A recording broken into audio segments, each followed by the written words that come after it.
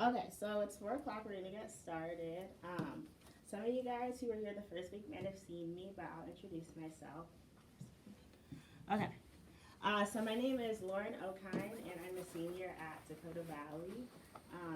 Yeah, I've been working with Manoj for a little over a year, and this is actually my first time teaching an ACT class. So I just want to ask you guys, like, bear with me. And if I'm like talking too fast or anything like that, or you can't read my handwriting, sometimes it gets a little messy. Or I just need to explain something better, please let me know, and I'll try and like improve on that. Yeah, so just because it's my first week teaching a class, I just want to go over a few things. And Maddie or Manoj might have gone over them with you already, but I'm just gonna talk about basic like class stuff. And then I just wanted to say that we are going to be doing English today, the English section. And that's actually my favorite section. So, and the reason is because I kind of feel like it's easy to prepare for than some of the other ones like math or science. Like you don't really know what to expect. But with English, once you know the grammar rules and you have those down, I think you're set. Yes, so the things I want to go over, I'm not sure if Maddie mentioned these already, but try and write down what I put on the board in your notebooks for notes, because when we're not in class or you're taking a practice test or something, you can go back and look over those and those will help you. Let's see. Okay, yes. Also try and do the homework, because the more you practice, the better you'll be on the actual ACT, because you'll have the format down and everything. And then come to class prepared and ask any questions if you need help. Also during the week, you can text Manoj. I think you have his number from the group me, so you can text him with any homework questions. And then if you ask me questions during class, it helps me know what to focus on. Okay. Yeah, so I think I mentioned everything, and then like asking questions doesn't make you sound dumb. It's like I encourage it so that I'm not the only one like talking at you guys, but like are engaged and everything. So yes, and then did Maddie talk to you guys about how to do the homework? Yeah. No. Okay, it's basically like self-explanatory because you guys have all done homework before. But it's that thing that Manoj sent out in the group me, and it tells you what to do week by week. And usually they're like reading some chapters in your book or taking a practice test. So try and do those, because those will really help you prepare. I can give you like all the notes and material, but if you never take a practice test, you really won't know what to expect. So yeah, that's everything I wanted to mention, I think.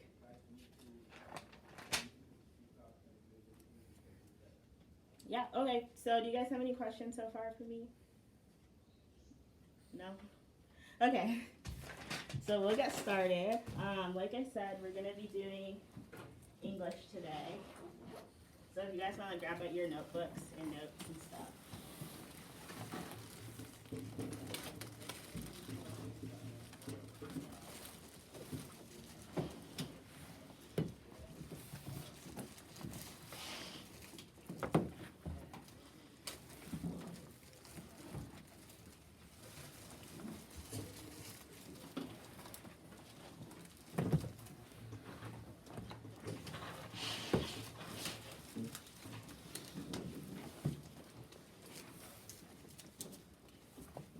Okay, so we're going to start with the basics. So the English, just like a breakdown of the English section. The English test is a 45-minute test. And then there are 5 passages.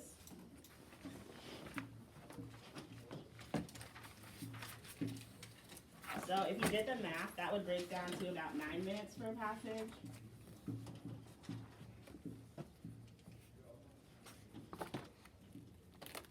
Okay, there's a total of 75 questions. And then again, if you did the math with that, that would be 15 questions per passage.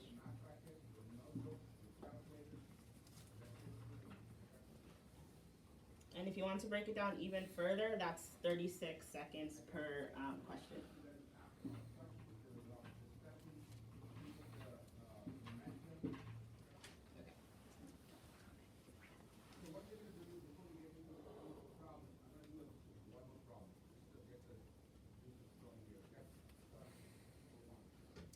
So when you are taking an ACT English test, the most important things to do are to use your rules first. So what I'm going to teach you.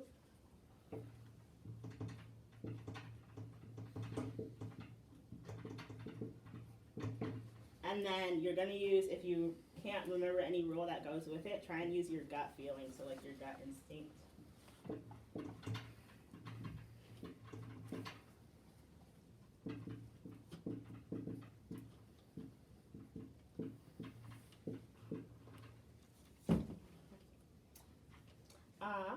And then another thing about the English test is that it's written at a ninth grade level.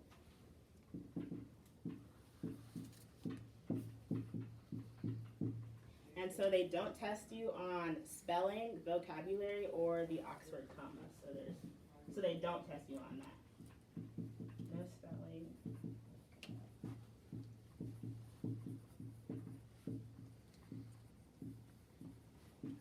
Okay, so can anyone tell me what the Oxford comma is? Anyone? It's in a list before the word and. Yes, good. So I'm gonna show an example. Like, let's say I have a sentence, like blah blah blah, and then like dogs, cats, and bears.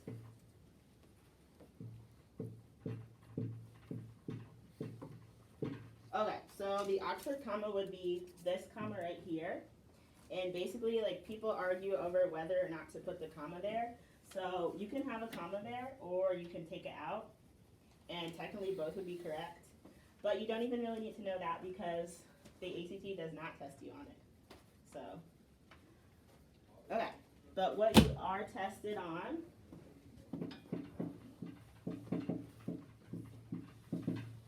is punctuation,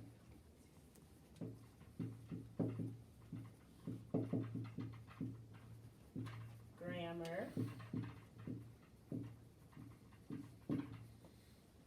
usage, style, and organization. Oh, sorry. Okay, so you're tested on punctuation, grammar, usage, style, and organization. And we'll go over those over like this week and the next coming weeks. And like I said, once you learn like the grammar rules and the format, you can really get prepared for the ACT English portion because you kind of know what to expect. And that's what I like about it. Also, I like reading, but. Okay, so let me erase this. Oh, sorry. Did you guys get it all? No. I'll erase it first.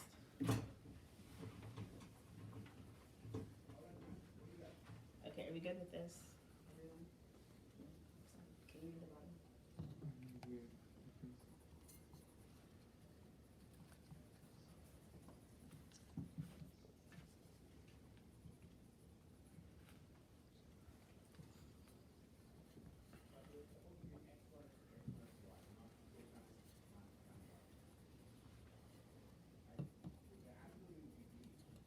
Okay, yeah. Okay.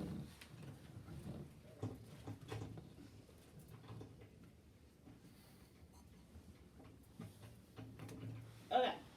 So next we're going to talk about order.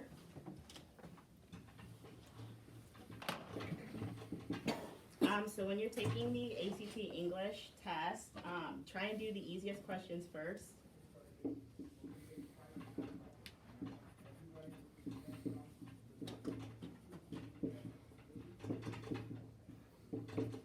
And so the reason for that is because the easiest questions are worth as much as the hard ones.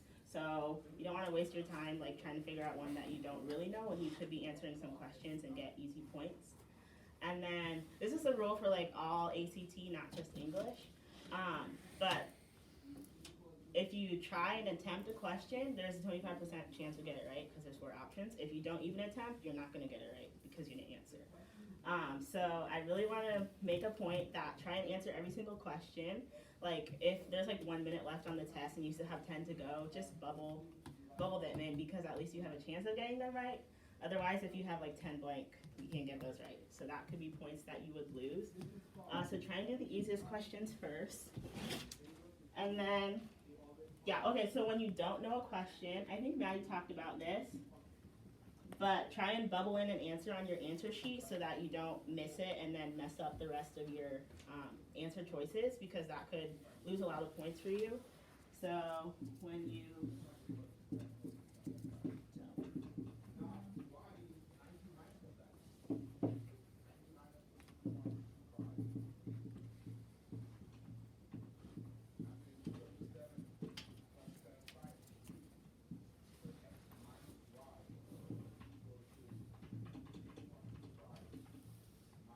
Okay, so yeah, like I said, when you don't know a question, pick an answer to bubble in anyways, and then like mark it to make sure you come back to it and fix it if you think it's wrong or change it to a different answer.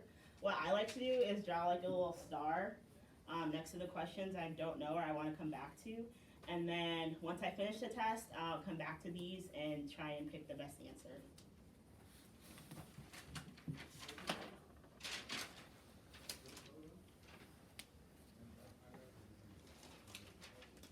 Okay, so next we're going to talk about pacing.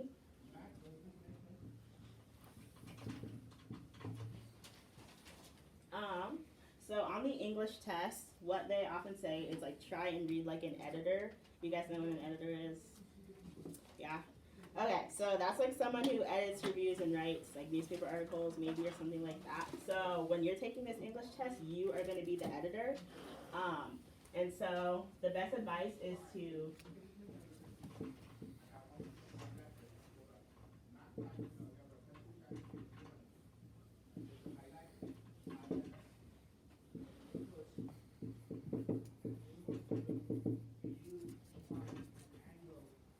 so try and read the information quickly but conscientiously, and that means to know what you're reading.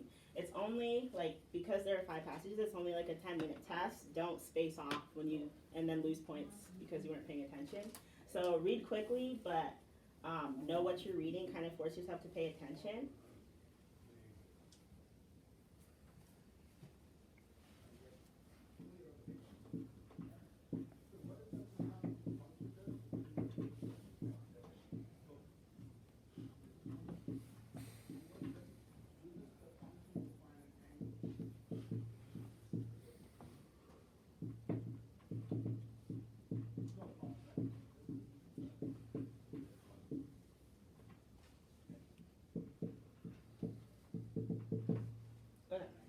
Next point is to read every answer option, even if you think you already know the answer. Because you could read like answer choice B and you're like, yes, this is correct. And then you skip on and move to the next one, but if you had read like D, it would have been a better option and it would have fit in better with the passage. So try and read every single answer before you choose which one you're gonna answer with. And then another thing that I think was already talked about, but if one answer choice is partly wrong, it's going to be completely wrong. Like, just because one part of it might be correct, but the other part isn't, then the whole entire answer is wrong. Don't choose those ones. And then last thing with pacing is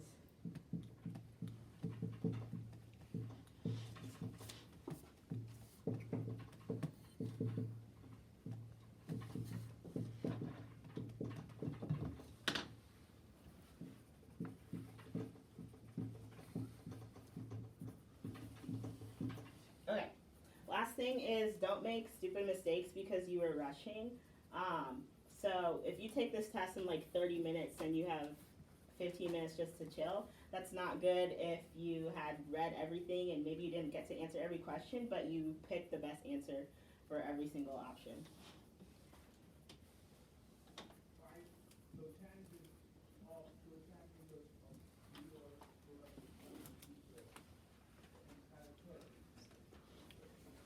Okay, does everyone have this down?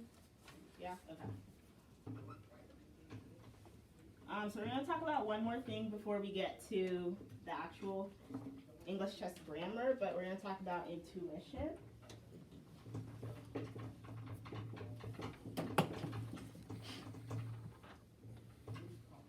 So the thing with intuition is like kind of trust your gut. I said use your grammar rules first and then your gut feeling second. But with your gut feeling,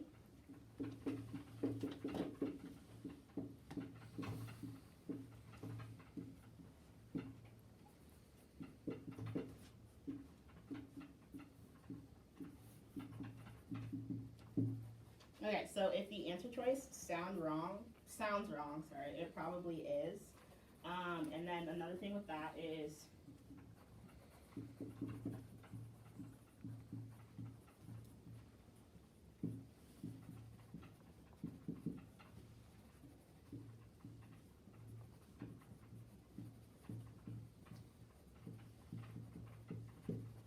okay. So make sure you plug in each answer choice into the passage to see if it sounds correct. And something that I like to do when I was taking my ACT classes, I don't know if this is like right or a good advice, but I would like kind of whisper it under my breath because I like to hear it out loud, and that would help me choose the best answer choice. If you want to say in your head, that's okay too. And then the last thing with intuition is to watch out for conversational English.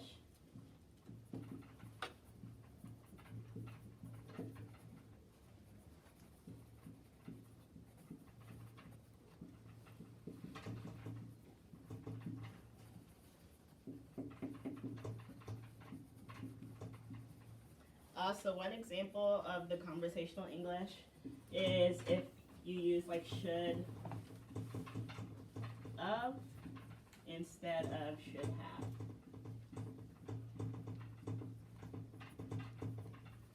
So when you're talking to someone, they might be like, oh, I should have gone to the mall, or I should have done my homework. And so it sounds like we're using the word of, but instead it's the contraction with the apostrophe VE, which actually stands for have. So make sure you're not getting confused by using conversational English on the ACT test, because they are going to use proper grammar. So in this, actually should have is never correct. Okay. So that's everything I have to say about the English test breakdown. So you guys have any questions for me so far? No? Anyone online?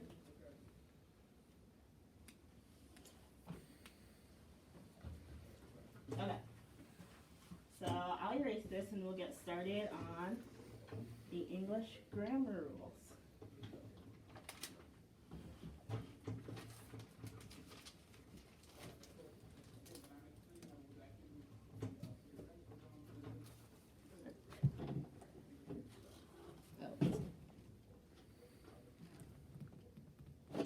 Okay, one thing I wanted to mention before we started is to, I know that Manoj gives you like homework to do out of the books, but I just want to reiterate that the books are like yours to use, and even if he doesn't tell you to read a chapter, you can still go through it because those will really help you.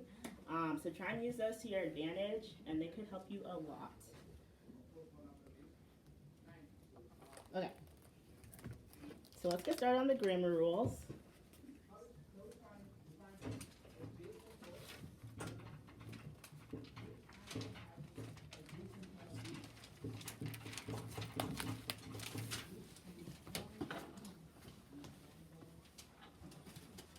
We're going to start talking about sentence structure.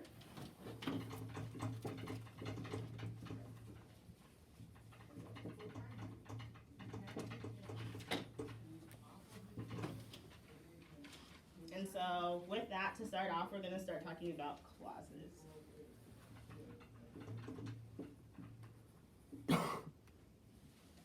So there are two types of clauses, independent and dependent clauses. So first we'll talk about independent.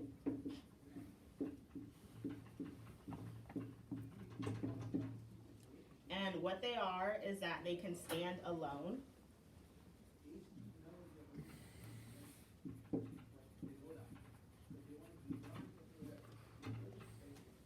And then they have a subject and a verb.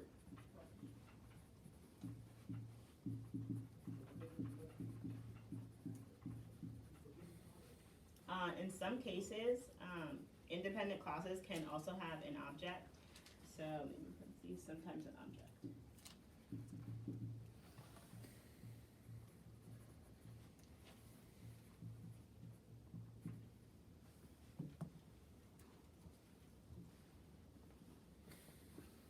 Okay, so an example of an independent clause would be like the sentence, she likes dogs.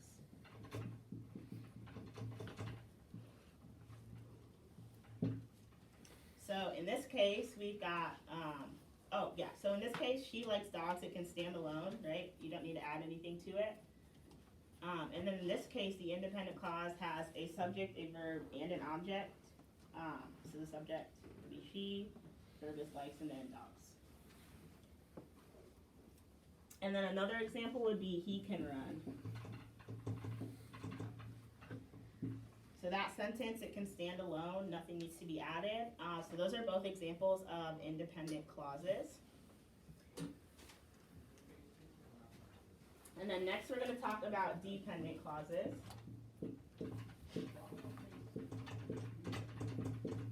So they're basically the opposite of independent. They cannot stand alone.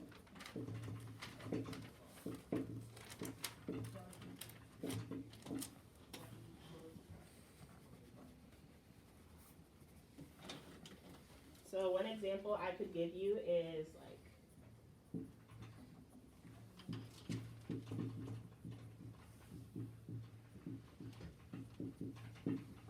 okay, so because they're cute. If I give you that, you're like, what's cute? Who are they? So that one is a dependent clause because it can't stand alone. Or another one like,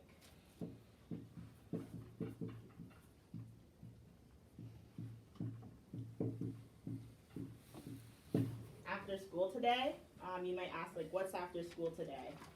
So these two are dependent clauses because they can't stand alone by themselves.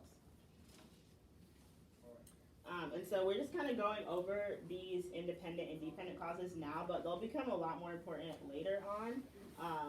But yeah, so we're just going to touch on them today. Okay. So that's it for clauses. And then next we're going to talk about conjunctions. And I'm sure you've heard of these before.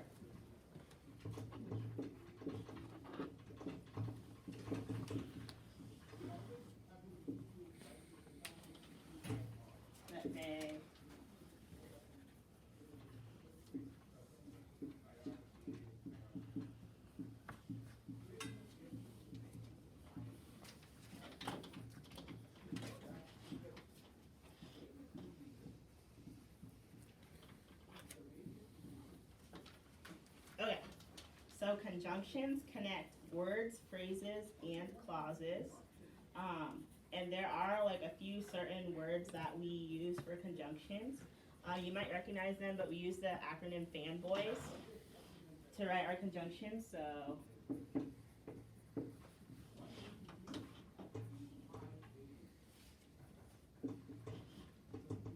okay, can you guys see down here? Yeah. Okay. So the F for FANBOYS is for, A is and, N is nor, B is but, O is or, Y is yet, and then S is so. So these 7 words are our conjunctions, and they're used to connect, like I said, connect words, phrases, and clauses. So I'm going to write an example. So for example,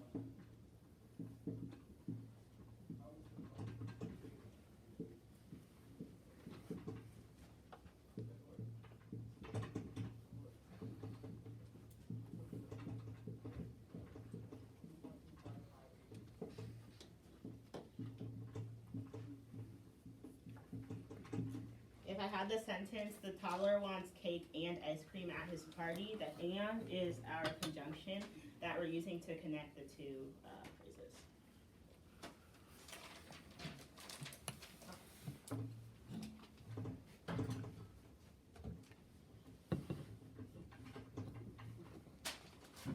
So next we're going to talk about conjunctive adverbs.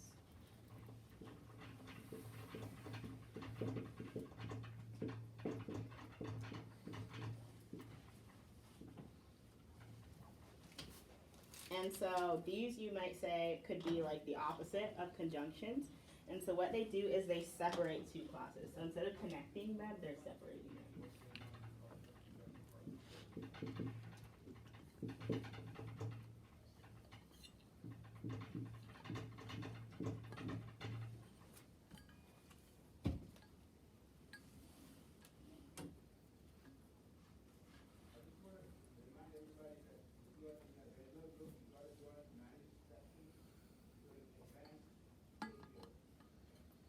Okay, so the acronym we use to remember conjunctive adverbs is STAMO. I don't think this one is as heard of as fanboys. But basically, it's THAMO, THAMO.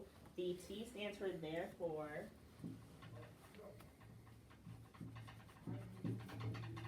The H is however.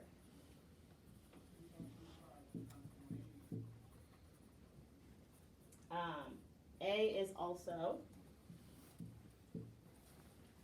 M is moreover.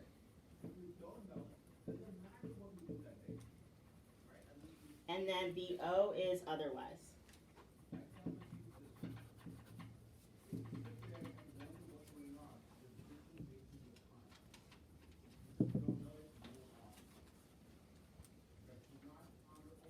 So if I were going to give you an example sentence,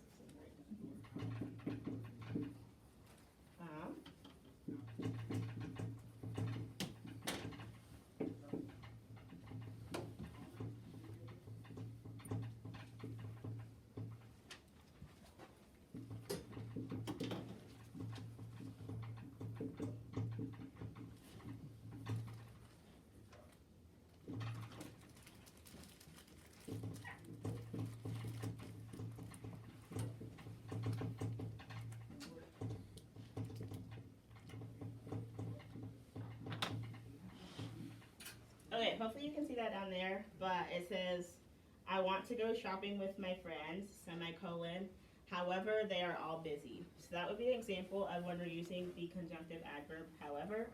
And so it's separating my two clauses that I want to go shopping, but all my friends are busy.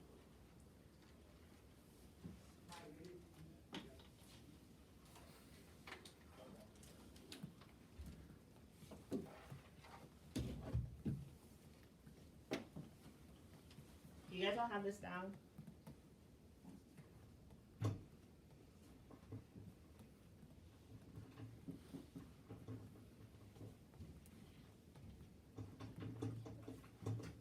Okay. So now we're going to talk about a few like random rules with grammar.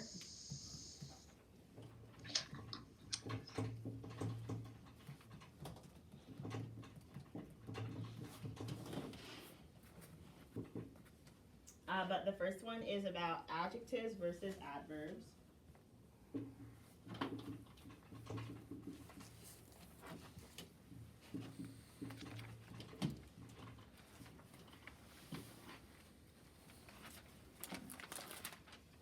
So we use adjectives to modify nouns.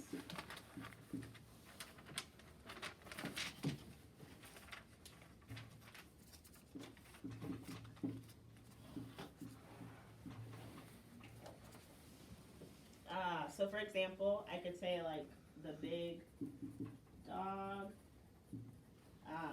Big is modifying dog, or I could say like proud parents.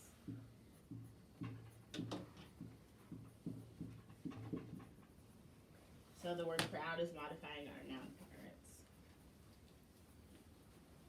And then for adverbs, they modify verbs, adverbs, and adjectives.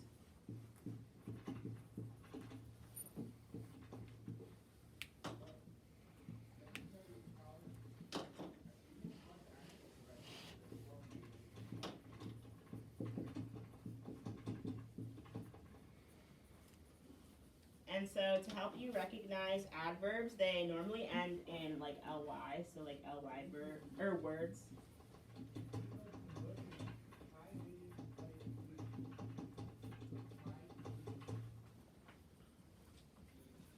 So some adverbs, for example, are like usually or quickly.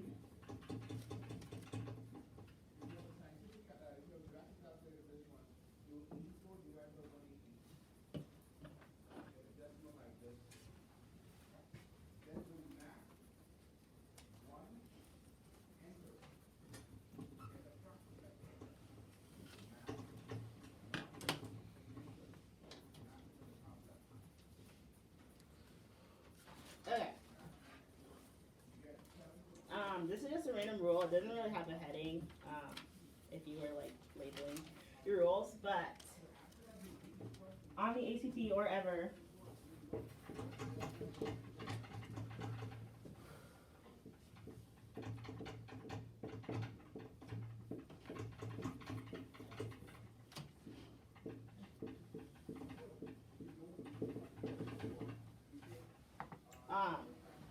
the rule is a sentence cannot ever end with a preposition. And so what prepositions do is they show relationships between two things.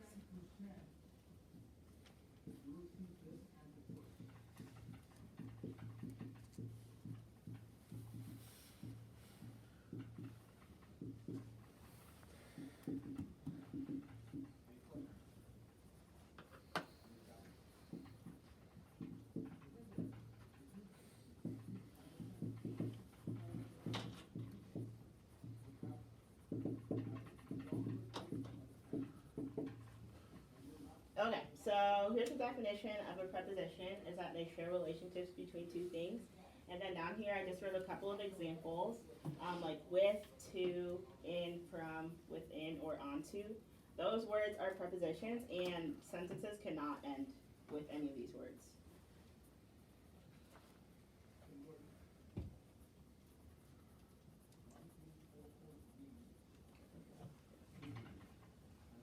Okay, do you guys have this down?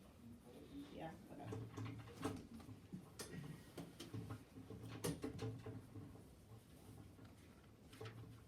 So next we're gonna talk about like sentence simplification, and by that I mean like breaking down sentences so that we can choose the best answer.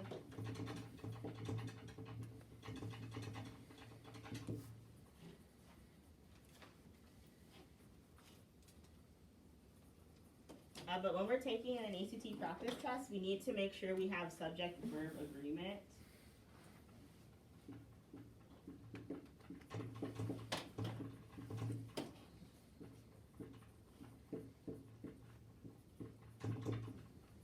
And so by that I mean that our subject and verb need to both be like singular or both be plural. They can't be two different ones. So for example,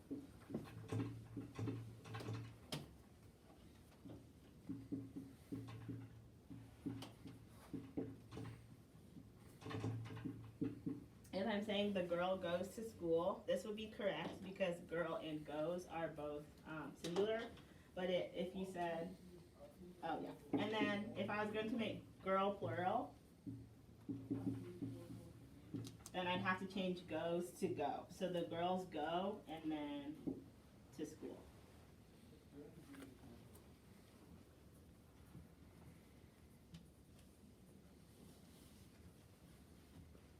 Okay, so sometimes on the ACT they try to trick you. Not sometimes, like all the time.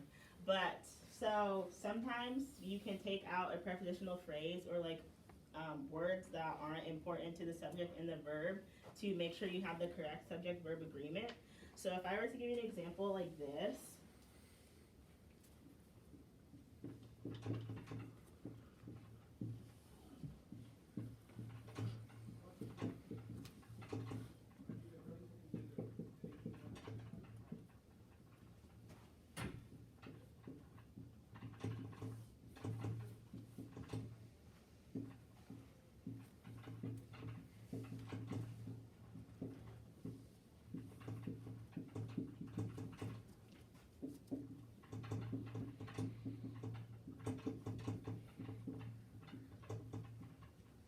okay, so ketchup, one of the best known condiments, were first made in the 17th century. You guys see what's wrong with that?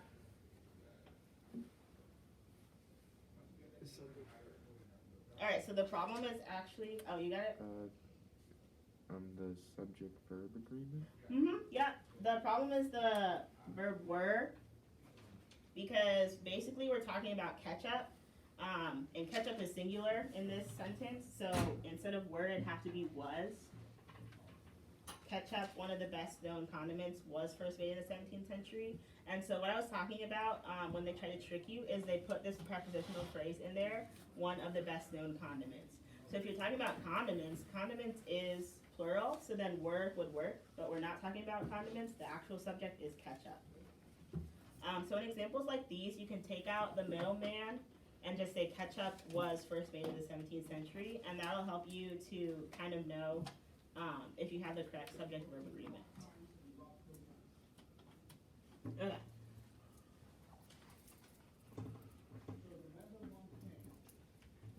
So another couple things to remember is when you see the word and, automatically think that you should have a plural verb. So and equals a plural verb. So if I were to have an example to say,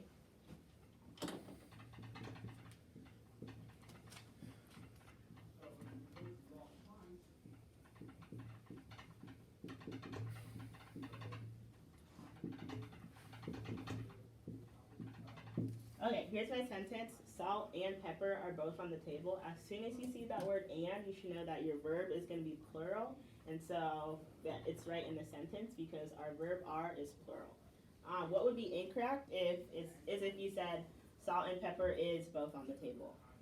So because this is, because we have the word and here, we should be using a plural verb. And then the other thing is that if you see the word or,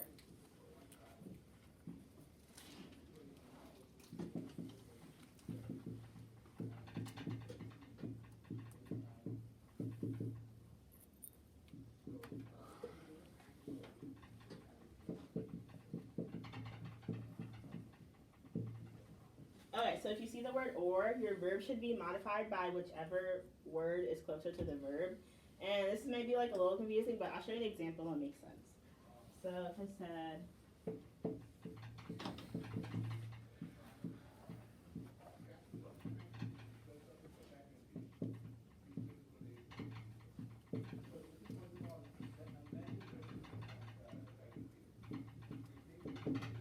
okay, so here's my sentence. Tennis or soccer is her favorite sport.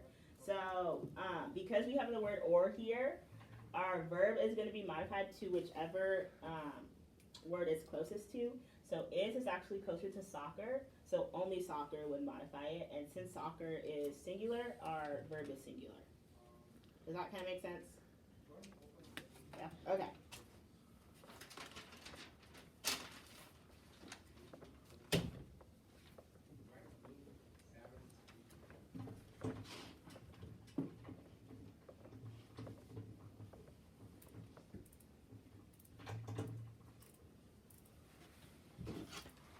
Alright, so verb tense agreement.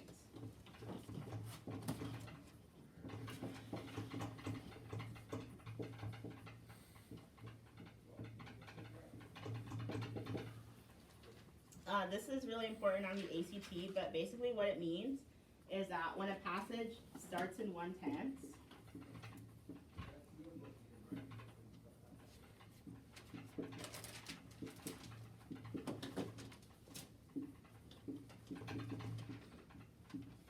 it has to stay the same until the end of the passage.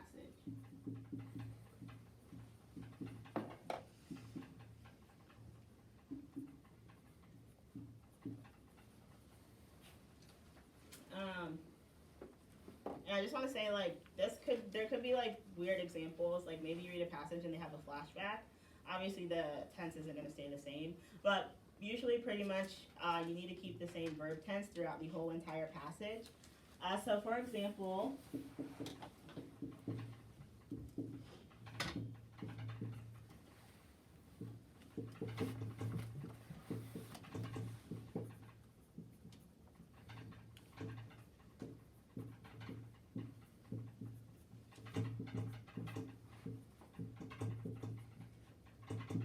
okay, here's my sentence. The dog ate, slept, and was playing all day.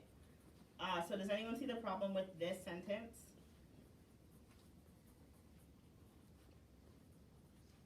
The word playing. Yeah, the word playing, correct. So because it started with ate and slept, those are both past tense. So playing is not. We have to change it to played. So instead of was playing, it would have to be played. So this would be correct. The dog ate, slept, and played all day. And I'm not sure if you guys noticed, but I use the Oxford comma here. If you can't tell, I use it. So, but you don't have to. Also, you're not going to be tested on it, so it really doesn't matter. But yeah.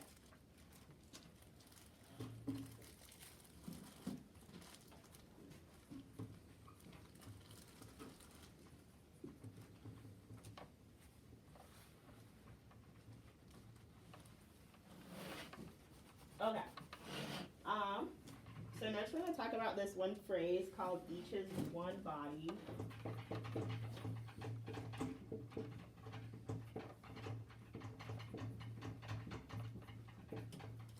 And it kind of sounds weird, but it can help you remember like that subject verb agreement on the ACT. And actually this is on page 25 of your ACT 36 book. So if you didn't understand it completely, you can always ask me, but you can go look at it like throughout the week and they'll describe it more. But basically, the word each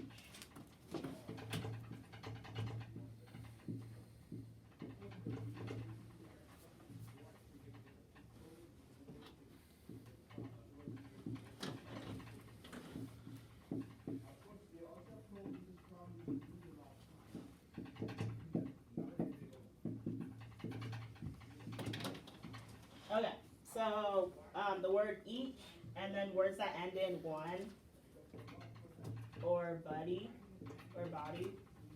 So like each, everyone, anybody, someone, or etc. So there's more. But anytime you see any of those, remember that's going to be a singular verb. And so with this each is one body because you've got each, one, and body, and then is singular. So that'll help you remember that they need to be singular. So I'll show you an example of this.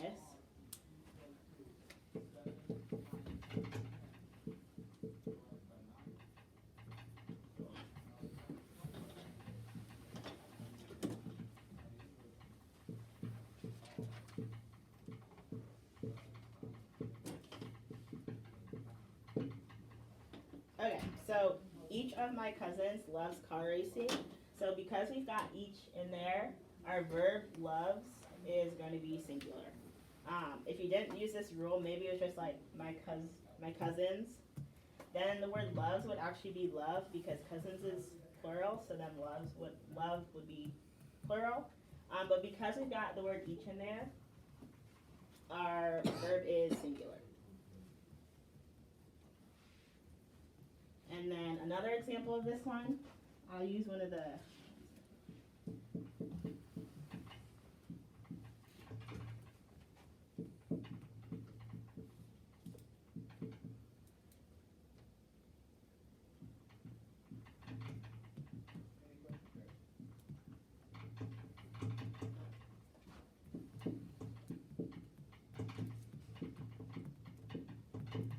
okay. So everyone took his or her own snacks to the party. So because we've got that one, it's ending in one, our verb is going to be singular.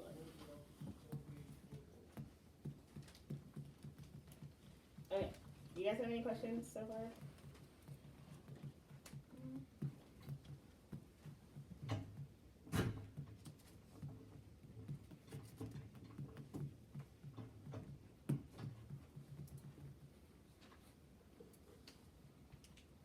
Okay, so next we're going to talk about reflexive pronouns.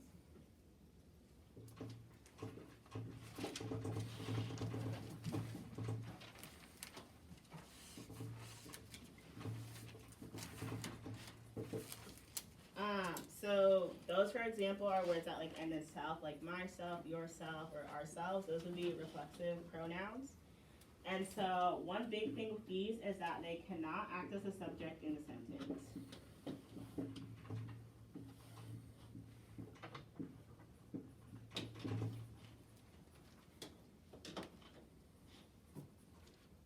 So, yeah, so they can't act as a subject, and then with that, they must have something to reflect on.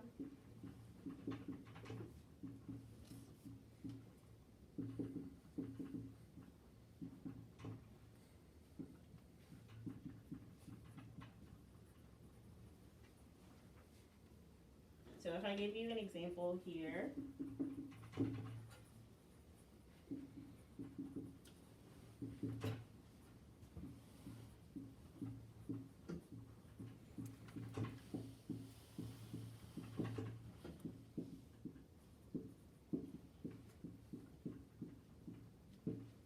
okay, so Michelle and myself went for ice cream.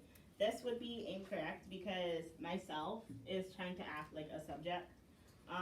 And then also, like I said, it must have something to reflect on. So a tip would be like to draw an arrow from the reflexive pronoun to what you think it's reflecting to.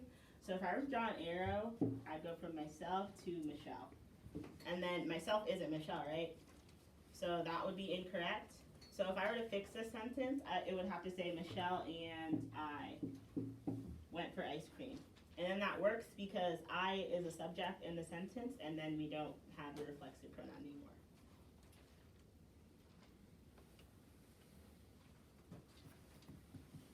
Okay, so another thing with these reflexive pronouns is that they must agree in gender and number.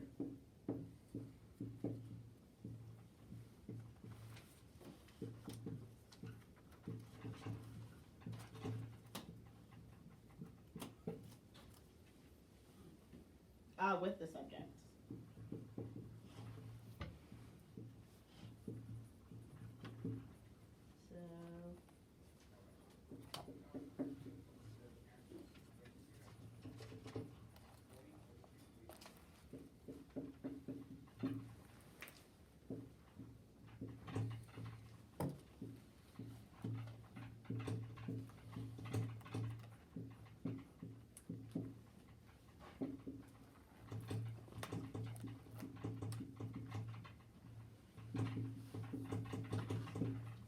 So okay, so in this example, Zach and Kaden sent themselves gifts.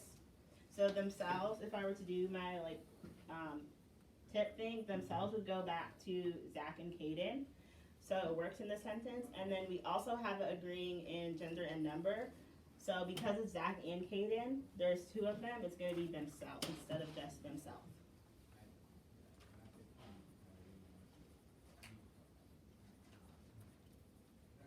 Okay, do you guys want any more examples of these reflexive pronouns? No?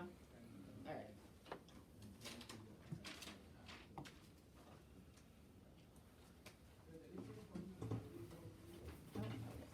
Sorry, did you guys need that? No? Anyone online need that? Okay.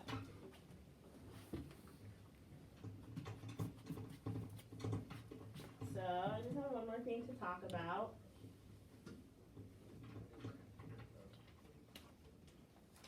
And that's modifier agreement.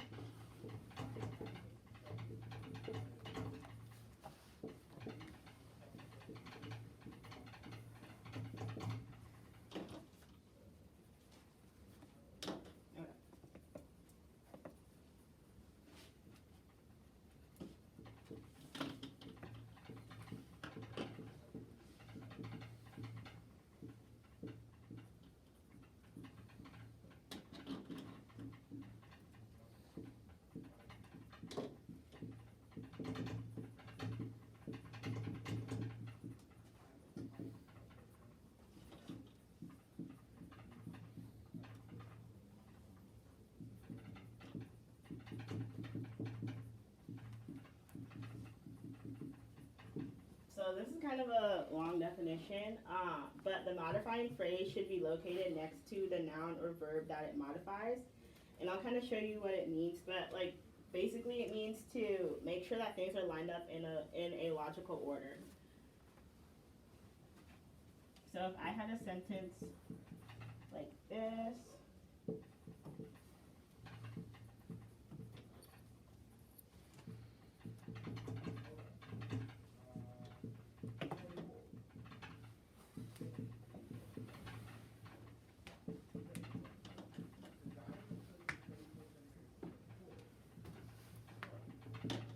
okay, so the dog ate his treats in the light blue collar. So what it sounds like is that the dog's treats are in the light blue collar, but instead what we meant to say is that the dog who is wearing a light blue collar ate his treats. So to fix that, we kind of have to move things around in the sentence. And so it would read,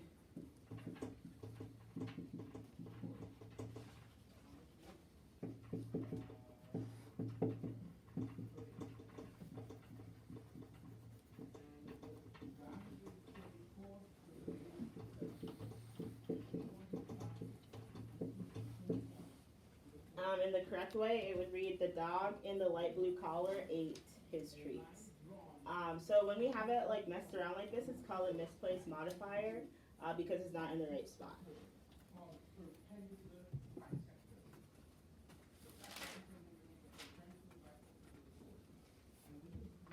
Okay, you guys have any questions?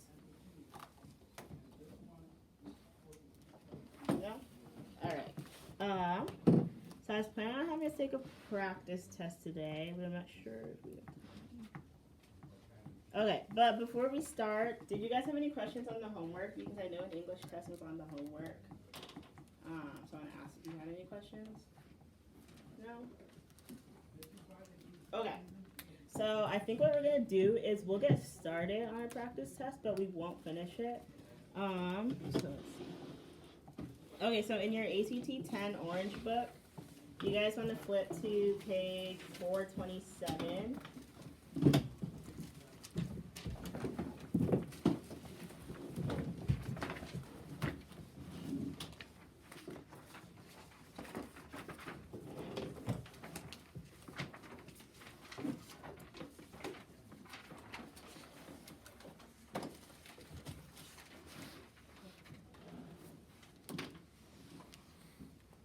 Okay, so you see that passage there about the reappearance of the ivory-billed woodpecker? Yes. Okay. So I'm gonna set a timer. Okay. I'll set a timer for 10 minutes, and let me show you my timer sounds like. Okay. Can you hear that? Okay.